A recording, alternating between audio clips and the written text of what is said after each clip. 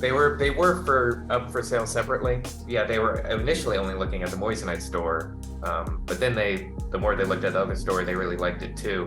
They ended up, just making an offer on both, which makes it easier for me, and it actually makes it easier for them too, because you only have to go through the process once instead of twice.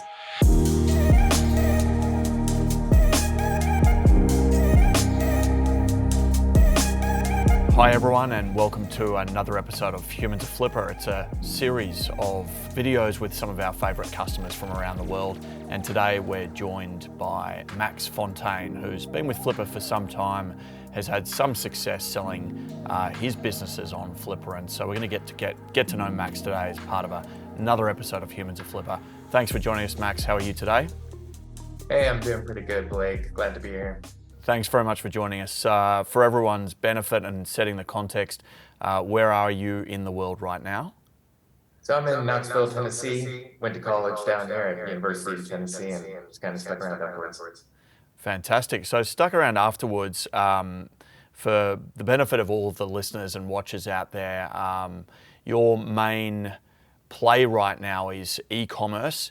Is that something that you got into straight after college? Can you tell us the story and how you got to be an e-commerce entrepreneur or the e-commerce entrepreneur you are today?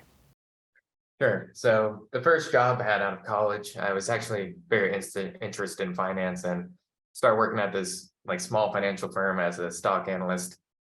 And believe it or not, I had a lot of free time, which you don't hear that often in the industry, but our boss just didn't really give us enough to do. And so I was like, how can I maximize my time here? I remember a friend in college talking about e-commerce and dropshipping and all of that. And so I looked into it, watched countless videos and read books and stuff like that, and ended up creating a few sites. And, of course, the first couple ones were duds because I didn't really know what I was doing. But eventually I created some that were successful enough to be able to quit the job. Tell us about the duds quickly. What were some of the categories that you had the duds in? Yeah, so gosh, kind of everything you can imagine. It was like different games that were popular at the time, and a good lesson to learn. I was young right out of college. I probably didn't think this all the way through.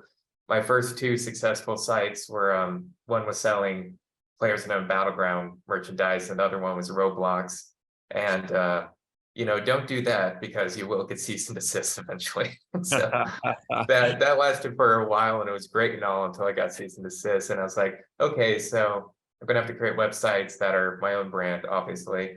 So to anyone that's thinking about being an entrepreneur and selling any kind of merchandise, it's got to be your own. You can't do anything like that, or you will get cease and desist. But what was good about the whole thing is that I actually got a ton of experience in advertising during that time, because as learning and watching videos, I have to do Google ads, Microsoft ads, Facebook ads, all that. So after those websites were gone, I ended up getting a job as a senior paid search analyst at an advertising firm. And so that was even great because it was like a free education, except, I was obviously getting paid for it too.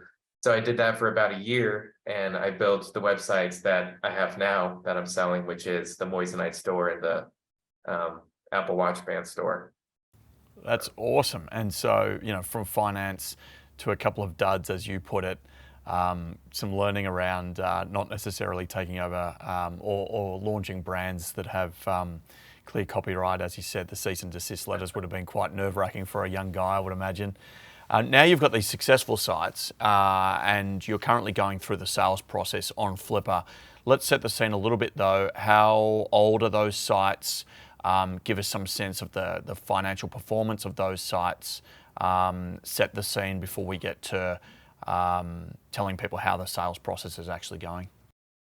Sure. So the Moissanite store, which is a popular diamond alternative, by the way, sells Moissanite jewelry. That store is around 3 years old, almost 3 years exactly. I remember the first sale was on January 1st, and I was like, oh, that's great for, tax reasons, especially. So it's about 3 years old exactly. And it's done about 1.7 million in sales, about almost 4,000 some orders. And then the watch band store, which sells Fitbit bands and Apple Watch bands, that's about 2 years old. it's done a little over 10,000 orders and probably around 400 some $1,000 in sales. I can't remember the exact number, but it's in there. Max, how do you pick those two categories? How do you suddenly land on those two? The success is there for everyone to see. You've got a 2-year-old site, a 3-year-old site, both are doing very, very well. But what was it about those categories that drew you to them? Right. So with the bands, both are dropshipping stores. And Fitbit has been around obviously for a long time, and so is Apple Watches. And when those have been around for a long time, you have a very wide selection to choose from on like AliExpress, for instance. Yep. And not just that, but when it's that old and that long have been around, like that store, for instance, it drop ships, but only from within the United States. So like everything's actually USPS shipping. And a lot of people don't even know they can do that on AliExpress. Like you don't have to ship it from China. It can be from, you can select ship from the US. And so the fact that I was able to ship those from within the US and have a huge selection, that was part of it. And what I like about jewelry and bands is that you can have unique designs to where if I was selling something incredibly basic, like I remember when the pandemic happened, people kept wanting to like sell masks and create stores for like sanitizer and stuff like that. I'm like, hey, you're not going to be able to compete. You're just not. But if people see a specific unique piece of jewelry that they like, or a specific band that they like, they're not necessarily going to be like, I can relook up this exact band with this colorful design on Amazon. If they see it and they happen to really like it, they're going to buy it right then because they don't know where else they're going to see it per se. So that's what I really like about fashion and that kind of industry. And it all just kind of ties together. When it comes to the moissanite, I liked that it was kind of a higher margin asset. And so even though there's not so many options to ship from within the United States, because the margins are so high with the average order value of $400 some, yep, you're able to select FedEx IP or DHL shipping because that extra $20 isn't a big deal. And so even though both stores are AliExpress drop shipping stores, it's not your typical, somebody bought some $14 piece of garbage and then has to wait 3 weeks for it to arrive. So both of them kind of like have their own unique way of working out well. Super good learnings there, I think. I mean, product range is a really good point from which to consider drop shipping, and I think you've pointed that out really well. Love businesses that have high average order value, as you just said. Yeah, it's a function of margins, but it's also a function of you being able to get the product to the customer and them willing to pay a premium price to get it to themselves is a really key piece. I often find that really good operators like yourself tend to make this sound a lot easier than it really is. Let's talk a little bit about customer acquisition a little bit. How do you acquire the customer? What platforms have you used? If you don't mind getting into some details around how much it costs you to acquire the customer and even the creative process you've gone through to refine and get good bang for buck or good ROAS, return on ad spend. Sure. So for the band store, for instance, it's almost entirely Microsoft ads and Google ads. And by that, it's just mainly search, not even display or anything like that, just search ads, which of course historically have the highest return on ad spend, the most valuable clicks. I think maybe in the past, in the earlier days, you might have been able to be really profitable on Facebook and stuff like that. But recently, or not even that recently, maybe the last 2-3 years, Facebook has become very expensive advertising wise, to where it would be very difficult to become very profitable selling such an item on Facebook, especially when the item's only $24 and it costs you $8. It's like you would have to have a really low cost per sale. So for that, I just do the Microsoft and the Google, which of course, of all advertising mediums, as far as I know, have the highest return on ad spend. With the moissanite store, it's a little more difficult because just the way advertising works, when you're doing less expensive items like bands, it's able to easily get all that conversion data really quickly and within a 30-day period. And so those advertising platforms are able to really become efficient on their own without you having to do much, as long as you set the campaign up correctly in the first place. Whereas with moissanite and these higher, cost of sale items, you need to have, and of course, like Google will even say, and it goes the same for Microsoft, at least 30 sales within the last 30-day period, because they only take that last 30-day period.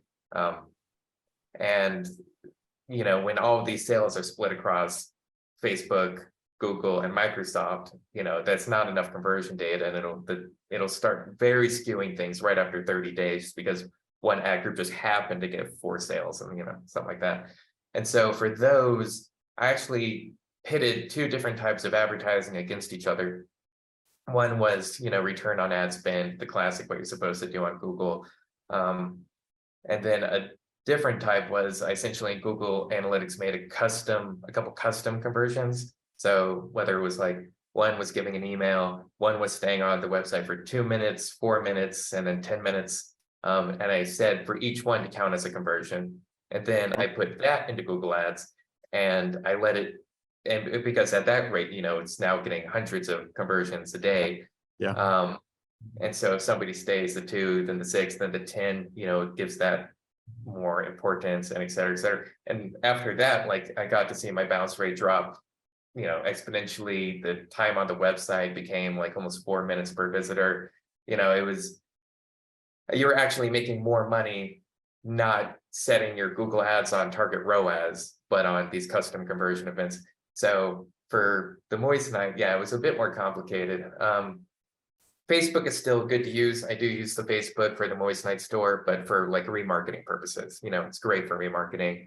And then I also have a like kind of cold campaign on Facebook where it's targeted, it counts every cart and person that gets to check out as a conversion. And so then it's able to get a lot more conversion data than a sale per se. And so that's really good for getting people into the advertising funnel and remarketing, because that's down to like a $2.50, person that gets the cart or checkout. And then when you get them in that and they're on the, getting hit with the display remarketing, they're getting hit with the Facebook remarketing. And then of course I have a pretty extensive SMS and email remarketing campaigns that are automated and set up. So it's really just about finding the most efficient ways to spend your ad money, and of course that takes so much time to do. Anyone can set up ads, but to set them up correctly is a whole different deal. Yeah, and often people misunderstand the importance of having data to feed the engine, right? Yeah. And I think you've Right. pointed that out so well. You can have, few conversions and the data engine or the algorithm's not going to be as helpful to you, or you can change up the way you think about your conversion data. In your case, time on site, that's a fantastic way to think about it from an e-commerce optimization standpoint. Sounds like that proved to be very meritorious for you. And do you do that yourself, Max, or do you have somebody else helping you with that? I just do it all myself. And so Yeah, just so everyone understands, you've got these 2 awesome businesses. Is it literally just you? What does the structure of the organization look like? It's just me. I mean, I create, I did the websites, I created all the content, I did all the SEO optimization, I did all the ads, which of course I kind of have a lot of experience at the ads specifically. But yeah, I've done all of it, like from vetting the suppliers, which was really important, to uploading all the products, which took forever, and I definitely should have outsourced in retrospect, to a lot of other things. And actually, when selling the sites, I got a lot of interesting conversations from buyers, because they were like, wait, you're doing this all yourself? You don't have like this or that? And I'm like, well, I thought about it, but it just sounds like a lot of work, for instance, to hire somebody to do customer service.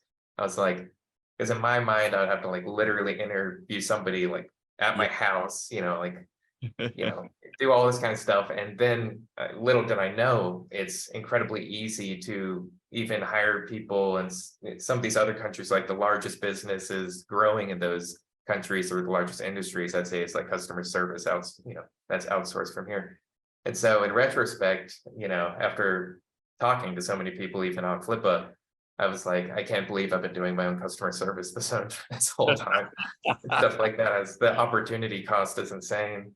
But whatever, lesson learned. Yeah, lesson learned. Fantastic learning. I'm glad you have come to that realization. Yeah, certainly you can get some good low-cost resource to assist you with customer service and do a really good job.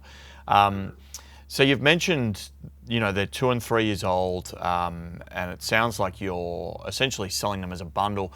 Just talk us through the exit process. Why have you decided to sell in the first place? Well, at this point, the websites were largely a means to an end, aka to not have to work at my corporate job that I was working at, to be able to have enough money to, not worry about money.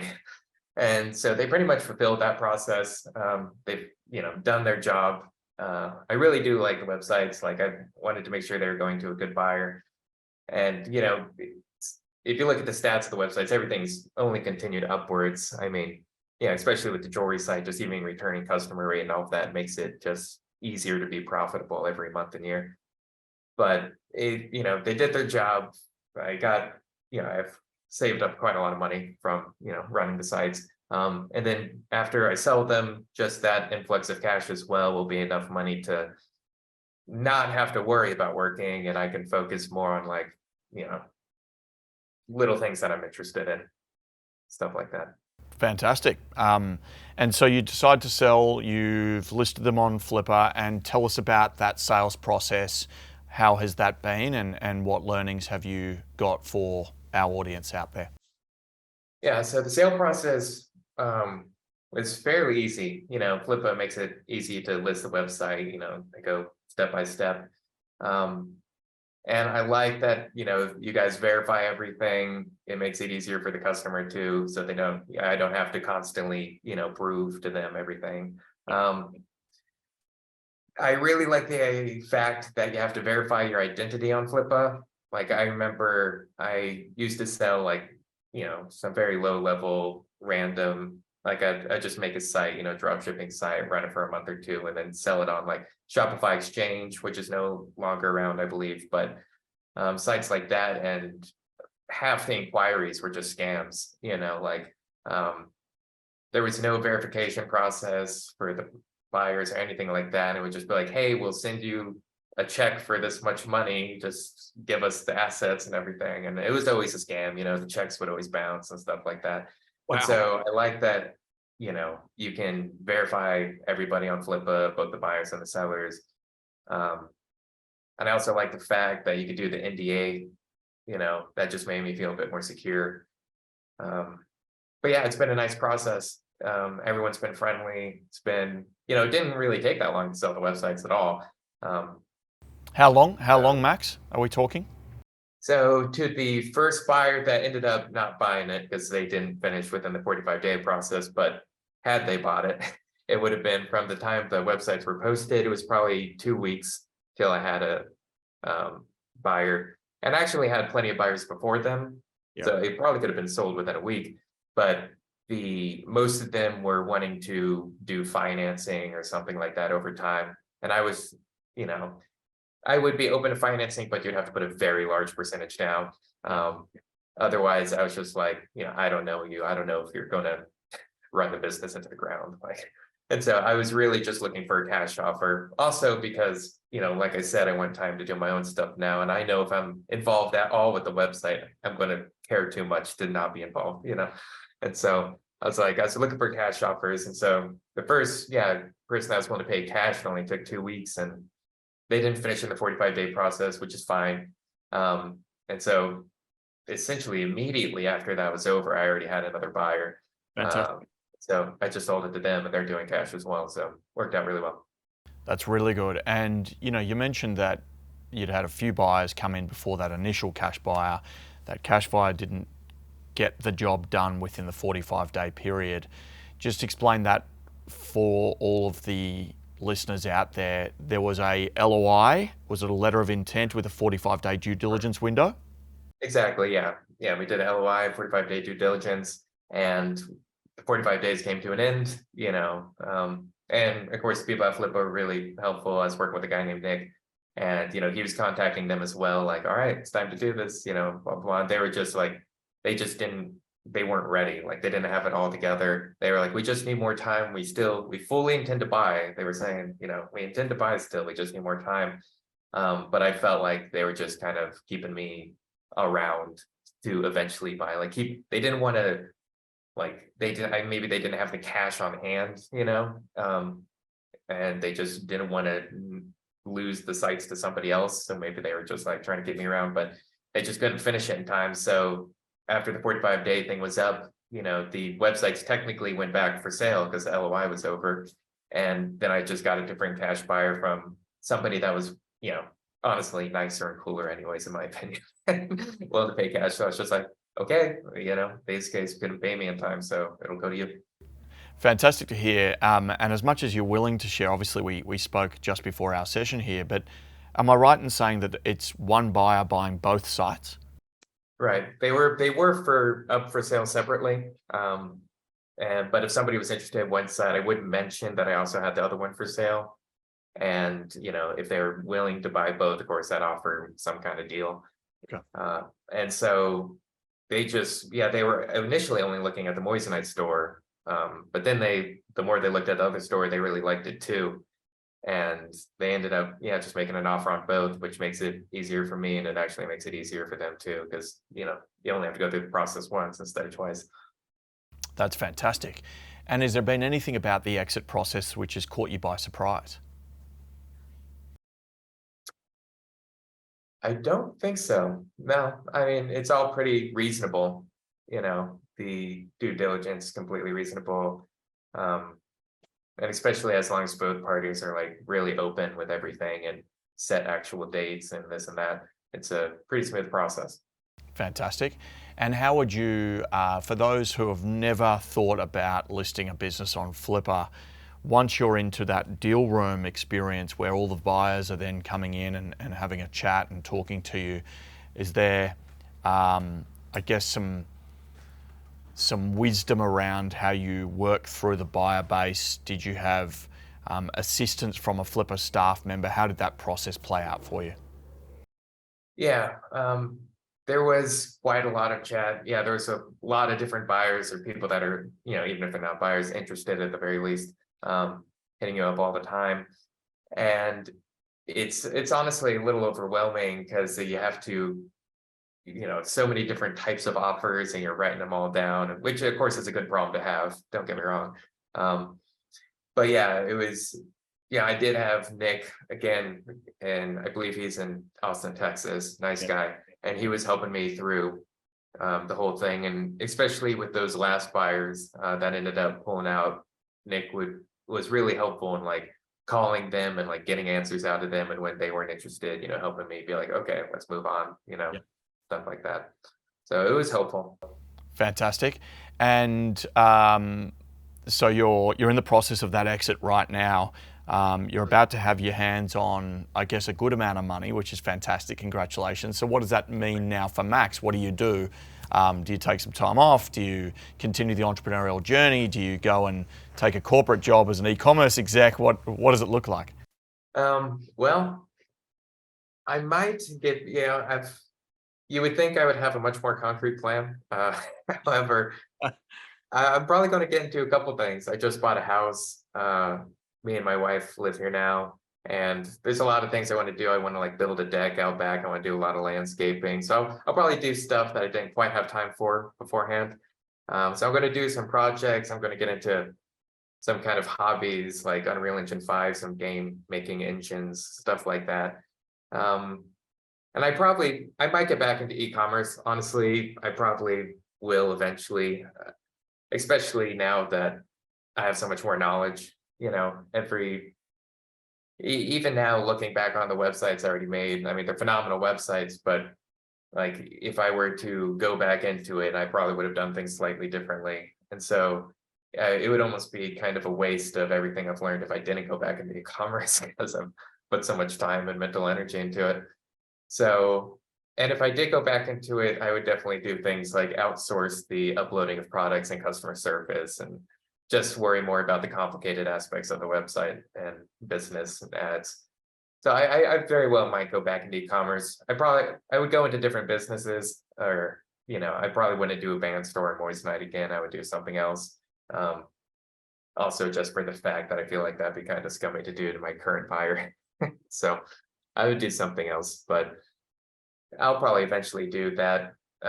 One cool thing that's come out of Flippa selling process is I did get some consulting gigs, which I'm not even a consultant, but people, after talking to them for an hour on Moist Night Store and then an hour on Axios Bands, and just being like, you did the entire thing.